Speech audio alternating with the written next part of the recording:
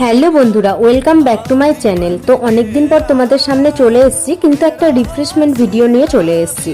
তো চলো, গরম তো খুবই পড়ে গেছে, তাই তোমাদের সামনে নিয়ে চলে এসেছি এই শরবতের ভিডিওটা। তো আমি কিভাবে বানিয়েছি এই শরবতটা তোমাদের সাথে শেয়ার করি, চলো। তো আমি এখানে নিয়েছিলাম হাজমোলা ট্যাবলেটগুলো আর নিয়েছিলাম পালস চকলেট। তো এই দুটোকে ভালো করে গুঁড়ো করে নিয়েছি। এবার একটা গ্লাস নিয়ে তার মধ্যে একটুখানি লেবুর কুচি আর এই গুঁড়ো চকলেটটা আর কিছু হাজমোলা চকলেট আর পালস চকলেটও দিতে চেয়েছিলাম, কিন্তু আমার মেয়ের জন্য সেটা আর দেওয়া হয়নি, ও নিয়ে পালিয়ে গেছিলো। তারপরে এই গুঁড়োগুলো সমস্ত প্রিপেয়ার করে নিয়ে আমি ওর মধ্যে দিয়ে দিয়েছিলাম স্প্রাইট, আর তারপরে দিয়েছিলাম একটুখানি লেবু চিপে, আর ডেকোরেশনের জন্য এই রকম একটা লেবুর চাকা দিয়ে দিয়েছিলাম। তো তোমাদের কেমন লাগলো এই শরবতের ভিডিওটা দেখতে, তো তোমরা বলো।